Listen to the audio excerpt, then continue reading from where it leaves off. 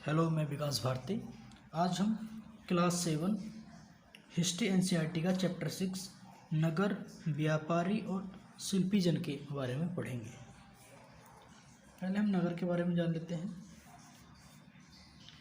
नगर कई प्रकार के होते हैं। एक होते हैं मंदिर नगर, या हम इन्हें सांस्कृतिक नगर भी कह सकते हैं।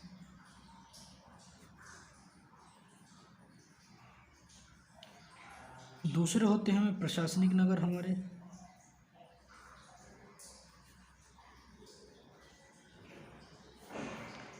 तीसरे होते हैं हमारे वाणिज्यिक नगर या व्यापारिक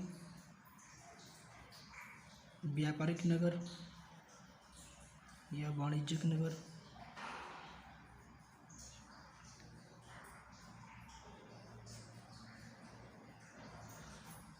और एक होते हैं हमारे शिल्प उत्पादन केंद्र नगर।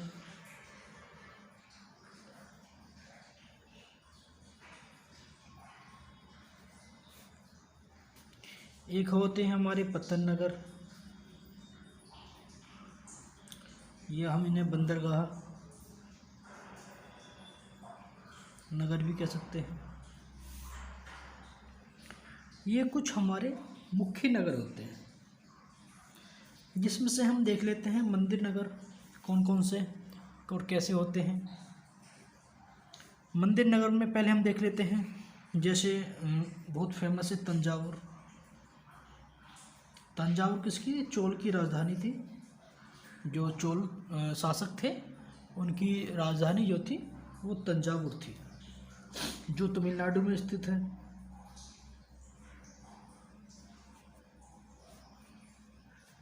हम कह सकते हैं दूसरा मथुरा यूपी का एक शहर है, नगर है, जो काफ़ी फेमस है मंदिरों के लिए। ये सब जो है सांस्कृतिक नगर या मंदिर नगर है। इसमें कृष्ण भगवान के काफ़ी सारे मंदिर हैं। ये जो कुछ मुख्य नगर हैं, इनके आसपास लोग आकर रहने लगते हैं। जैसे सांस्कृतिक नगर होते हैं और मंदिर वगैरह होते हैं, तो जो श्रद्धालु वगैरह आते हैं, जो भक्त या श्रद्धालु आते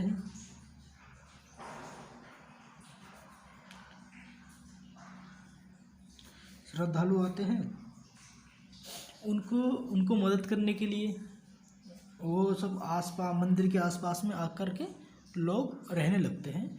और मंदिर के आसपास रहना लोग पसंद भी करते हैं, अच्छा मानते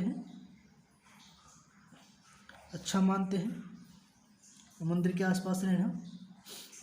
तंजावुर में जैसे यहाँ का काफ़ी विस्तार हुआ, यहाँ पे कई सारे मंदिर बनाए गए। प्रशासनिक नगर जो होते हैं, प्रशासनिक नगर हम कह सकते हैं एक तरह से राजधानी। जो राजधानी होती है, राजधानी को हम प्रशासनिक नगर कहते हैं।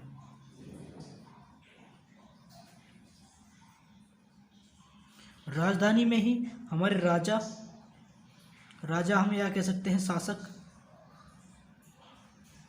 शासक या राजा हमारे राजधानी में ही रहते हैं, इसलिए उनको प्रशासनिक नगर कहा जाता है, क्योंकि यहीं से बैठ कर के राजा अपना पूरा शासन चलाता है।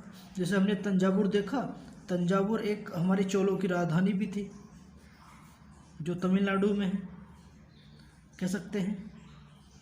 और हम कह सकते हैं जितने भी राजधानी से नगर थे, वो सभी, जैसे हम कह सकते हैं पाटलिपुत्र जो वर्तमान का पटना है, जो मौर्यों की राजधानी रही है, ये भी प्रशासनिक नगर है।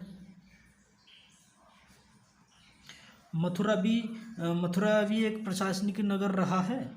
जितनी भी राजधानी रही हैं, वो सभी प्रशासनिक नगर रहे हैं, से वर्तमान में दिल्ली वगैरह। अब बात कर लेते हैं व्यापारिक नगर या वाणिज्यिक नगर।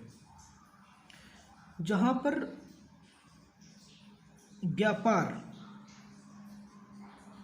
व्यापार अधिक होता है, उसके आसपास में या बाजार कह सकते हैं। यहाँ पर उद्योग अधिक होता है, औद्योगिक कारखाने या किसी वस्तु का उत्पाद, वो सब क्या कहलाते हैं, हमारे व्यापारिक या वाणिज्यिक नगर कहलाते हैं। यहाँ पर वस्तुओं का उत्पादन किया जाता है, वस्तुओं का उत्पादन। जो पहले समय में, जो मध्यकालीन भारत के समय में कुछ फेमस व्यापारिक केंद्र थे, हम जैसे देख सकते हैं, कह सकते हैं सूरत, जो कि गुजरात में स्थित है। हम सूरत को पश्चिम का प्रवेश द्वार भी कहते हैं।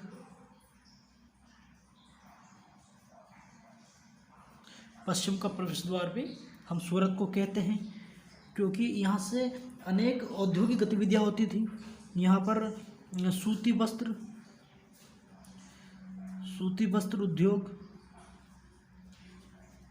काफ़ी उस समय में काफ़ी प्रचलित था। यहाँ पे बहुत अच्छी क्वालिटी की, अच्छी गुणवत्ता की हमारे जो खादी कपड़े होते थे, खादी कपड़े, या हम कह सकते हैं सूती कपड़े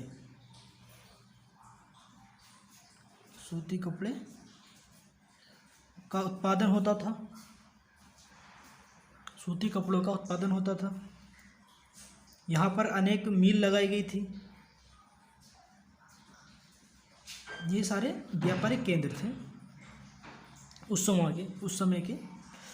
अब देख लेते हैं हम शिल्प उत्पादन केंद्र नगर। यहाँ पे ज़्यादा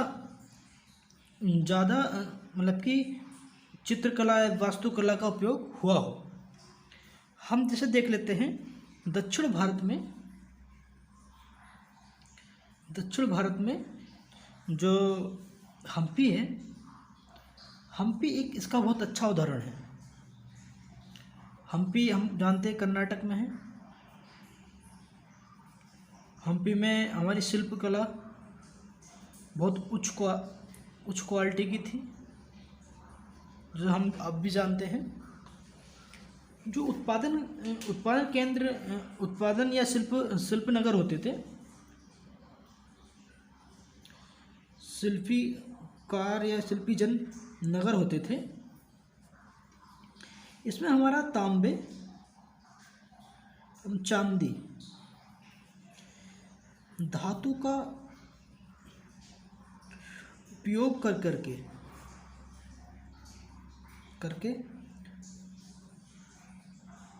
अनेक प्रकार के बर्तन कह सकते हैं, बर्तन एवं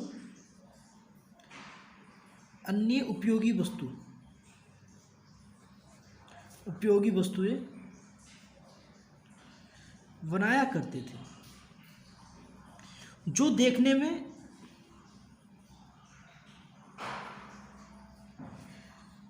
बहुत आकर्षक होती थी। वो देखने में बहुत आकर्षक होती थी। ये सब शिल्पकार नगरों में आते हैं। अच्छे भवनों का निर्माण भी, अच्छी इमारतों का निर्माण, ये सब शिल्प में ही आता है। एक हमारा दूसरा है पतन नगर।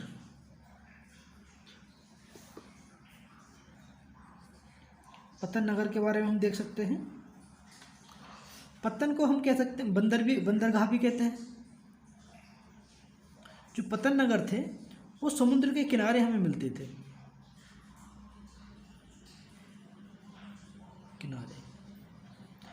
क्योंकि यहाँ पर देश विदेशों से व्यापारी आते थे और व्यापार के लिए सामान यहीं से लाया ले जाया करते थे। ये ऐसे केंद्र थे जहाँ से सामान लाया ले जाया करते थे, क्योंकि पतन नगर थे, बंदरगाह थे, यहाँ पर जहाज़ ये नाव आकर के रुकती थी। इसमें एक काफ़ी प्रसिद्ध शहर है मूसलीपट्टनम।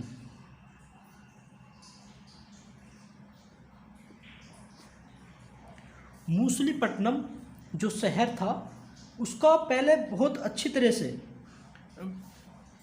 विकास हुआ। इस नगर का काफ़ी अच्छी तरह से विकास हुआ। यहाँ पर जो व्यापारी थे वो आकर रहने लगे मूसलीपट्टनम में।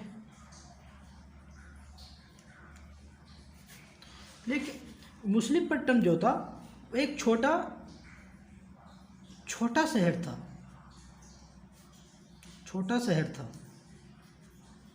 यहाँ पर जो मछुआरे होते हैं, मछुआरे रहते थे। हम इनको मछुआरों का छोटा शहर भी कहते थे, या कह सकते हैं हम गरीब नगर भी कहते थे। मछुआरों का गरीब नगर भी कहते थे। इसका ये जो नगर था इसका धीरे धीरे पतन होने लगा, यानी इसका विकास होना रुक गया। इसका कारण क्या था? इसका विकास ना होने के कारण था नए शहरों का उदय। नए शहरों का उदय जो हुआ वो 18वीं शताब्दी में नए शहरों का उदय हुआ। उन नए शहरों में 3 मुख्य शहर थे। पहला हमारा मुंबई, पहले उसे बम्बई कहते थे, बम्बई। दूसरा हम कह सकते हैं कलकत्ता, और तीसरा था हमारा मद्रास, जो तमिलनाडु के क्षेत्र में आता है। ये 3 मुख्य शहर का विकास होने के कारण जो व्यापारी थे वो मूसलीपट्टनम से सब इन शहरों में, नए शहरों में चले गए, यहाँ पर व्यापार करने लगे। जो व्यापारी थे उनको इन शहरों में अच्छी अनुकूल परिस्थिति लगी, यहाँ पे व्यापार अच्छे से वो करने लगे। ये सब उनको कहने का मतलब ये है कि मूसलीपट्टनम में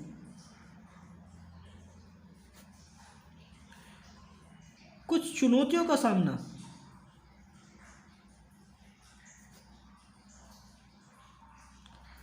करना पड़ता था, क्योंकि जो अंग्रेज थे, अंग्रेज या कहते हैं इंग्लैंड वासी, और जो हॉलैंड के व्यापारी थे, उनमें आपस में कंपटीशन होने लगा। उनमें कंपटीशन की वजह से इनको ये स्थान छोड़ना पड़ा है, वो अलग अलग जगह पर जाने लगे। हम देख लेते हैं एक वाणिज्यिक केंद्र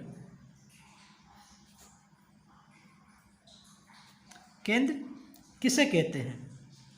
वाणिज्यिक केंद्र वह स्थान होता है, वह स्थान जहाँ पर व्यापारी अपनी वस्तुओं